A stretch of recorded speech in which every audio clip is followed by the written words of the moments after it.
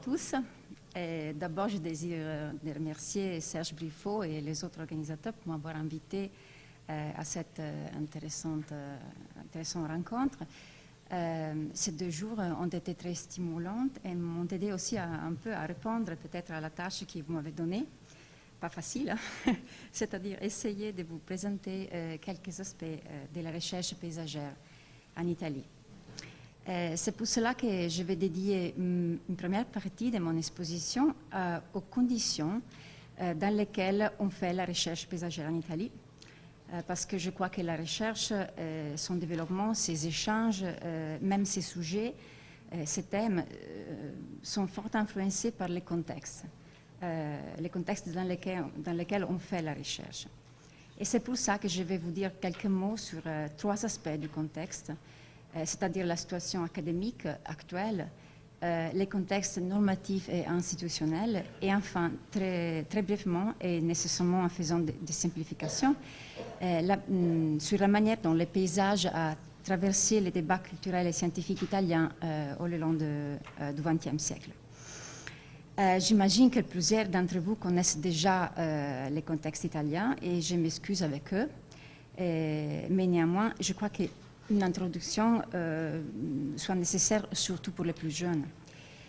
Et bon, ça c'est la première partie de mon intervention. Dans la deuxième, j'essayerai de vous donner quelques repères pour s'orienter parmi les groupes de recherche, les approches et les thèmes qui caractérisent la recherche paysagère récente et actuelle en Italie. Et puis peut-être si on a le temps, j'ai une question plus générale qui je laisse pour la conclusion. Alors, vite, la situation académique en Italie, la question est où on enseigne les paysages en Italie et où on fait la recherche paysagère. Il faut dire avant tout que les paysages en Italie ne fait pas l'objet d'un parcours d'études universitaires spécifique complet, ni il y a des institutions d'enseignement supérieur centrées sur l'étude du paysage comme le sont les écoles nationales supérieures de paysage en France. Par contre, il y a des propositions en ce sens-là qui ne semblent pas destinées à se réaliser dans le futur immédiat. Et il faut aussi dire que le système universitaire italien est en train de se réorganiser dans les derniers mois. C'est-à-dire que je vous parle d'une situation qui est très floue dans ces moments-là. Par contre, en général, le paysage fait l'objet de certains cours d'études spécifiques qui se déroulent dans les universités d'architecture, d'agronomie et de belles-lettres, surtout chez les géographes. Alors, je ne vous donne pas des exemples parce que ça serait très long, mais puis après, seulement quelques noms. Il y a des cours de 2e cycle en architecture du paysage, par exemple dans l'Université de Florence, chez la faculté d'architecture, Mariella Zoppi est la coordinatrice, ou sinon chez les facultés d'agronomie, il y a des cours universitaires 1er cycle en vert ornemental et protection des paysages. J'utilise le nom officiel. Et ensuite, il existe des cours d'études en urbanisme qui considèrent le paysage comme une des questions des sciences du territoire. Et là, l'exemple est Naples. C'est un cours d'études en sciences de l'aménagement du territoire, urbanisme, paysage et environnement. Et souvent, ces cours d'études, pendant l'actuelle réforme universitaire, ont été raccourcis ou accorpés l'un à l'autre, et ça devient plutôt des curricula au lieu que des cours d'études effectives. Ou sinon, il lit différents sièges dans des cours qui sont interuniversitaires. Et c'est le cas de Milan, Turin et Gênes, par exemple. Il y a aussi des masters et des cours supérieurs post-universitaires, des spécialisations. Normalement, il approfondit des questions, par exemple l'écologie du paysage dont on a parlé avant. Et puis il y a le doctorat. Les doctorats, normalement, on n'a pas de doctorat en paysage, sauf celui de Florence, qui est spécifique. Et sinon, c'est toujours des doctorats qui comprennent aussi les paysages. En conclusion, c'est surtout autour de ces cours d'études que la recherche paysagère en milieu universitaire va se dérouler. Alors, le paysage occupe un espace important dans la formation universitaire italienne, mais en général, il me semble que si les disciplines qui s'occupent du paysage ont du mal à s'organiser autour d'un cours d'études spécifique, c'est là peut-être parce que ça voudrait dire mettre en commun une signification partagée du paysage, et à ce moment-là, ce n'est peut-être pas possible. Au contraire, chacun procède un peu en parallèle, chaque discipline procède un peu en parallèle. La géographie, l'architecture du paysage, l'écologie du paysage, l'agronomie, l'économie, les droits. Peut-être chacune de ces disciplines, ici je provoque un peu, pense d'être la détentrice de la vraie signification du terme. Un tel contexte influence évidemment la recherche, et il n'y a pas, et on le voit parce que si on regarde par exemple les projets de recherche nationaux, on voit qu'il n'y a pas beaucoup de recherches nationales qui sont vraiment interdisciplinaires. Normalement, c'est une discipline qui se concentre, qui mélange des gens qui viennent de différentes universités, mais pas des différentes disciplines. Dans les derniers mois, peut-être, ces réformes commencent à avoir des effets. Et il y a un exemple à l'Université de Padoue très récent autour du paysage. Il y a un groupe de recherche qui est en train de se former, qui est composé par des géographes, des juristes, des économistes, des historiens, des agronomes. Et par contre, je dois dire que là, il n'y a personne qui s'occupe des projets des paysages et des projets en général. C'est-à-dire que l'interdisciplinarité est quand même un peu réduite. Bon, cette situation complexe, je dirais kaléidoscopique, rend particulièrement difficile et nécessairement partielle la synthèse que je vous allais faire. Bon, la seconde condition qui influence la recherche paysagère en Italie, sans aucun doute, est la normative.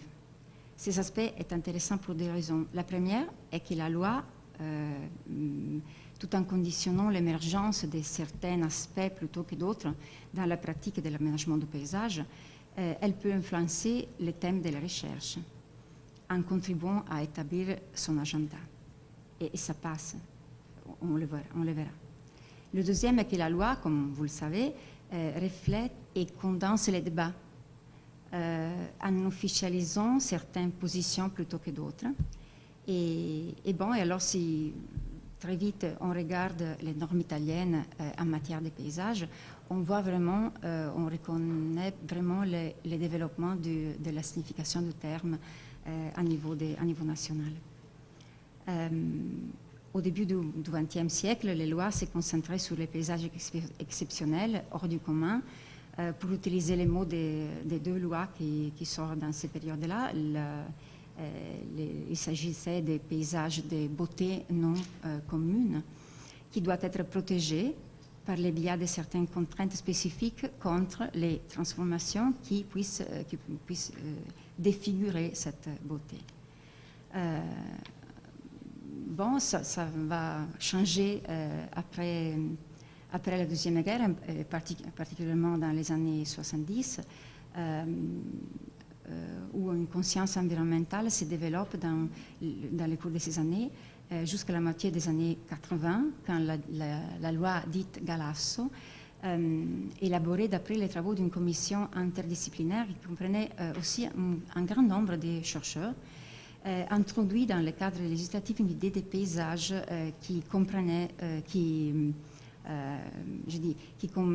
comprend non pas seulement des biens singuliers comme était auparavant, mais des catégories des paysages. Les côtes, les fleuves, les montagnes au-dessous de 1600 mètres, les volcans.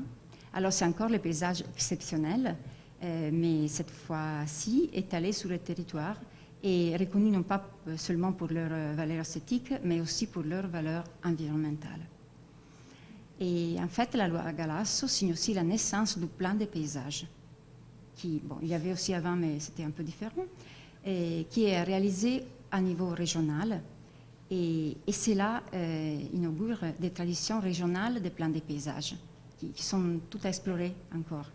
Et peut-être aussi des traditions régionales des recherches sur les paysages, ça je ne sais pas, personne n'a jamais réfléchi sur ça, ça pourrait être un thème de recherche.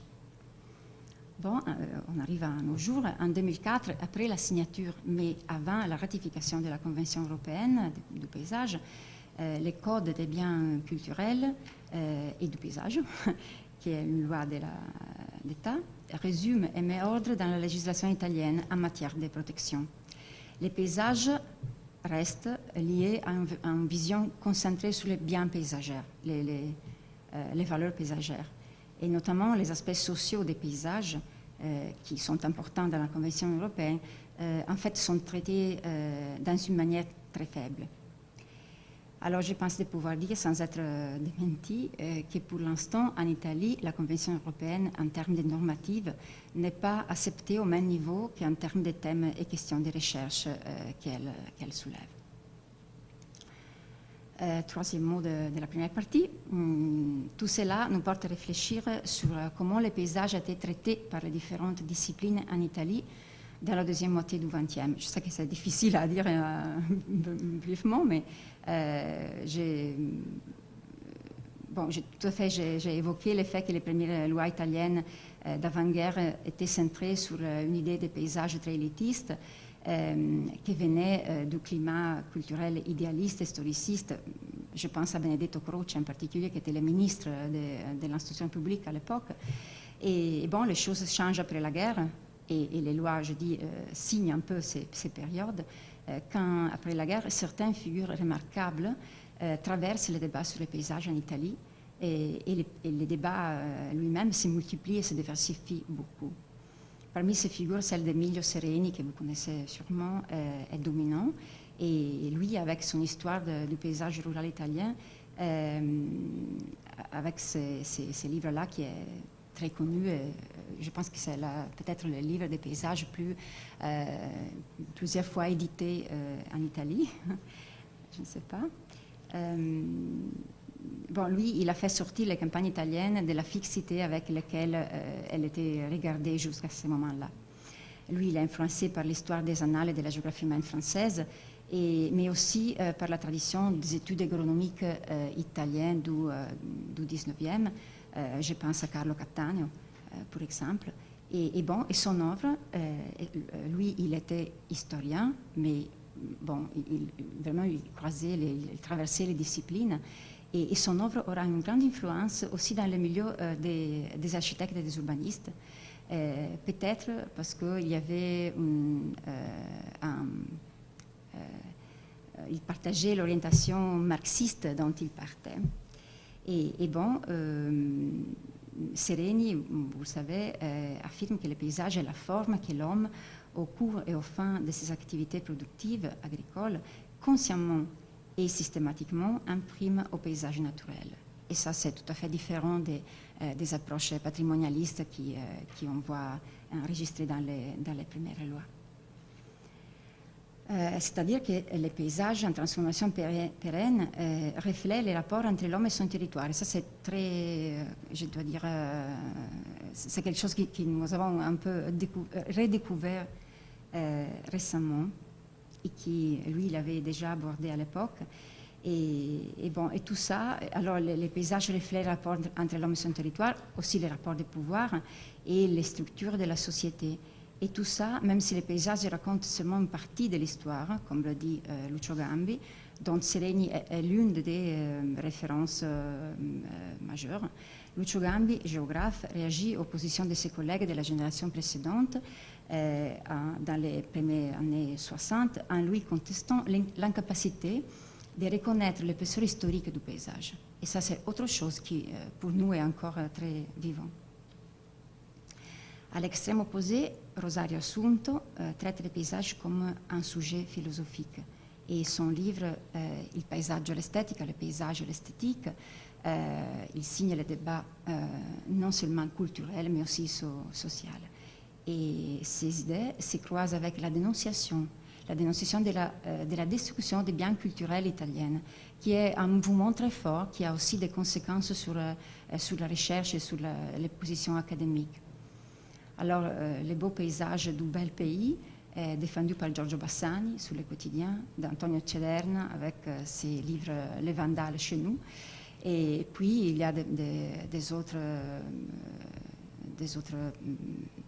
figures plutôt régionales. Je pense à Giuseppe Mazzotti, qui est celui qui a redécouvert les villes vénètes, qui avant étaient considérées presque rien.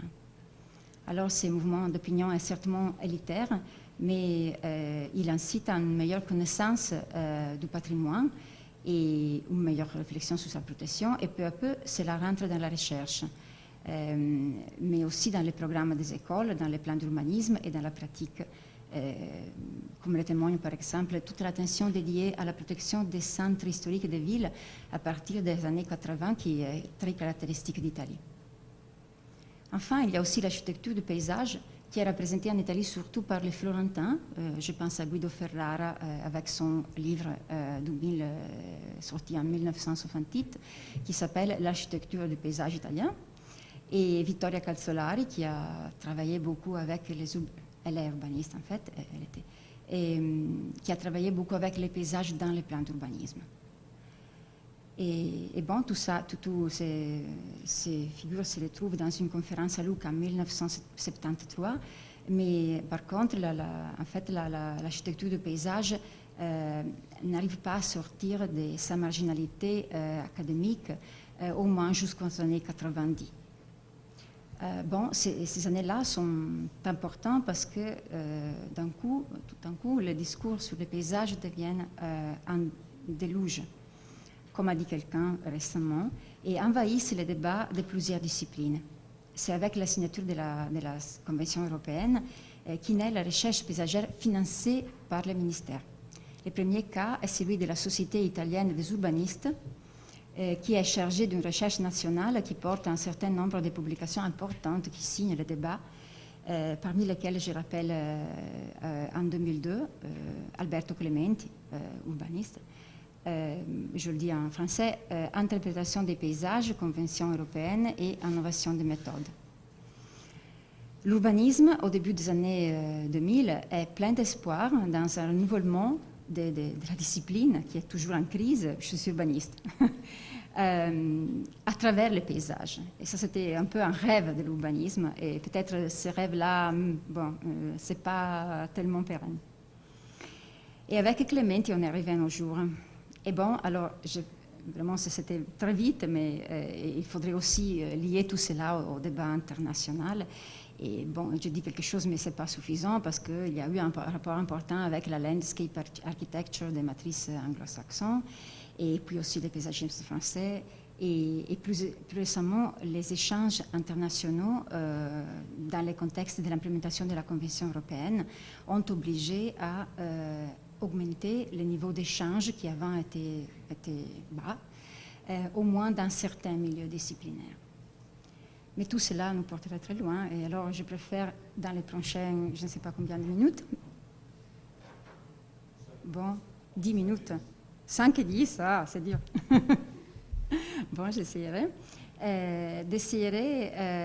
Après avoir vu le contexte, de se faire une idée des contenus et des tendances de la recherche paysagère en Italie maintenant. Et je vous donne une sorte de panorama très, très vite. Alors, je le ferai en construisant une sorte de mapping des champs où se déroule la recherche paysagère. Alors, ce ne sont pas des thèmes de recherche, en fait, c'est plutôt des groupes logiques de demandes de recherche. Et bon, comme vous verrez, les champs que j'ai individués ne coïncident pas avec les milieux scientifiques et disciplinaires. Et ça a été fait exprès pour souligner comme souvent les différentes disciplines travaillent sur des questions comparables et apparentées entre eux. Et on les a vus aussi dans ces 2 jours-là. Et normalement, les réponses sont différentes selon les disciplines des chercheurs et selon les approches méthodologiques qu'ils prennent. Et, la grille de lecture que je vous propose n'est rien d'autre qu'une hypothèse, n'est pas jamais développé. C'est quelque chose que j'ai fait exprès pour cette occasion-là. Il faudrait y réfléchir beaucoup. Et tout à fait, il faut la considérer comme provisoire et certainement elle est discutable. Alors j'énonce les champs identifiés et puis je vais dire quelques mots sur quelqu'un d'entre eux parce qu'on n'a pas le temps. Et alors je commence avec un champ qu'on pourrait appeler histoire-transformation. Et puis les autres seront valeurs indicateurs, c'est-à-dire paysage et histoire-transformation, paysage et valeurs indicateurs, paysage et environnement durabilité, paysage et gouvernement du territoire notamment, paysage et sphère sociale et finalement paysage, esthétique et culture.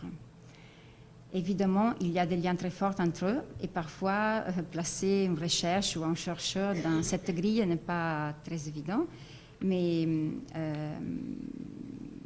et souvent certaines recherches, peut-être les meilleures, se situent au croisement de ces champs-là. Alors je dirais quelques mots sur paysage, histoire, transformation. Les questions de recherche se situent entre l'histoire des paysages et l'individuation des paysages historiques. Dans le premier cas, le but est la reconstruction virtuelle des caractères d'un paysage perdu ou changé, c'est-à-dire comment le paysage était dans le passé. Dans le deuxième, quels sont au contraire les caractères traditionnels, les permanences et les persistances qu'on pourrait reconnaître dans les paysages d'aujourd'hui. Dans ces champs, travaille soit la géographie historique, je pense à Paola Sereni à Turin, soit l'historical ecology, et là il y a le groupe de jeunes avec Diego Moreno et Roberta Cevasco, qui a récemment écrit un livre très intéressant qui s'appelle Mémoire verte, juste pour rester sur le mot verte dans une manière complètement différente. Et puis, des forestiers et agronomes, je pense à Agnoletti, qui est très connu parce qu'il travaille aussi beaucoup avec les ministères. Et en fait, son approche peut être descriptive ou se dérouler en termes de catalogue. Et c'est ça le cas d'Agnoletti, qui a suivi le catalogue récent, publié en 2010, qui est ministériel d'ailleurs, des paysages ruraux historiques italiens et qui a été fait exprès pour pouvoir penser à des politiques pour préserver les paysages ruraux historiques. D'autres travaillent d'une façon interprétative sur la dimension dynamique des paysages, qui peut-être, à mon avis, est plus intéressant. Et là, il y a surtout les historiens, et je pense à Biagio Salvemini ou Salvatore Ciriaco à Padoue et Salvemini à Bari. Et parmi les architectes, il y a la faculté d'architecture de Turin qui travaille beaucoup aussi sur les sources d'infos. Ils ont travaillé beaucoup sur les cadastres historiques et puis aussi sur les méthodologies. Je vais éviter l'environnement durabilité. On laisse que quelqu'un d'autre en parle. Et plutôt, je vais parler du paysage gouvernement, qui est un peu ce qui m'intéresse. Je bouge entre les champs, on dirait paysage gouvernement et paysage sphère sociale, dont je vais parler tout à l'heure, non, tout après. Alors, le paysage gouvernement est un champ de recherche fréquenté surtout par les architectes et les urbanistes, et est caractérisé par deux questions principales de recherche: comment gérer les changements des paysages et comment en dessiner de nouveaux. Les approches sont différentes et souvent sont mélangées, aussi parce que ici le concept de paysage est moins homogène et bascule entre la tradition de Sereni, c'est-à-dire la dynamique, les paysages dynamiques, produits de l'interaction société-territoire, et l'art des jardins, qui est le nom avec lequel longtemps les paysages, l'architecture du paysage a été appelée en Italie. Par exemple, dans mon université, ce que normalement on appelle l'architecture du paysage a été appelé à la fin des années 90 art du jardin. Alors ici, les recherches ont trouvé un terrain fertile dans les débats de la Convention européenne du paysage, en particulier sur les paysages dégradés, qui ouvre facilement au projet. C'est facile de traiter ces paysages-là en projet. Et il y a eu des projets de recherche nationaux sur les paysages refusés, brownfields, sur les paysages et les infrastructures, sur les paysages et l'eau. Et là, on utilise souvent un fleuve comme un fil rouge dans un territoire pour se repérer. On a vu des exemples aujourd'hui. Ou sinon, sur des thèmes spécifiques, paysage, énergie, paysage, santé, bien-être. Dans ce dernier champ de recherche, le paysage et sphère sociale, qui a été fortement stimulé par la Convention européenne. Le paysage n'est pas en soi l'objet de la recherche à mettre sous la lentille, mais il est considéré dans ses relations avec la société qui le construit. Un peu, si vous voulez, l'approche des Séréni qui revient. Mais seulement pas qu'elle le construit, mais aussi qu'elle le perçoit, et qu'elle le vit et qu'elle le transforme. Alors c'est un champ intrinsèquement interdisciplinaire. Et les questions principales sont quel est le rapport entre population et paysage, la Convention en signe, et puis après, quel rôle joue la population dans les transformations des paysages et dans leur gestion, mais aussi quel rôle jouent les paysages pour la population. C'est un peu réciproque. La recherche se développe sur différents axes. La perception sociale, là je ne dis rien parce qu'on a déjà parlé dans deux jours là. Et bon, la recherche en Italie est débitrice de la recherche en France. On a travaillé sur ça avec Benedetta Castiglioni il y a quelques années. Mais aussi, il y a des sociologues, des ethnographes qui travaillent avec les paysages. Et les paysages deviennent, en certaine manière, utiles pour les sciences sociales, dans la mesure où il est utilisé pour répondre à des questions sociales. Et je pense aussi au projet Link sur l'intégration sociale des immigrés en Vénétie par le biais du paysage qui s'est déroulé en cette direction-là. Au croisement entre recherche fondamentale et recherche appliquée, dont on a parlé aujourd'hui, avec une massive présence des urbanistes et des aménageurs dans ce champ-là, on réfléchit beaucoup sur comment et où faire de la participation en utilisant le paysage, en l'utilisant comme outil. Les observatoires de paysage introduits par la Convention européenne et puis par la loi italienne semblent être un lieu préférentiel où développer ces parcours. Et souvent, ces parcours de recherche sont liés à des commandes publiques faites par les régions en occasion du plan paysage régional. Oui, je termine. J'ai presque terminé. Bon, c'est le dernier mot sur la question sphère sociale, parce qu'il y a aussi certaines recherches qui se sont concentrées sur les conflits liés aux transformations des territoires et du paysage. Je pense au géographe Mauro Varotto. Et l'effort est celui de sortir de la dénonciation, qui, comme j'avais dit, c'est un peu une tradition longue en Italie, pour arriver à documenter et mieux comprendre les mécanismes profonds qui lient les habitants au territoire. Bon, j'ai une petite conclusion, mais on n'a pas le temps, peut-être dommage, mais bon, ça va.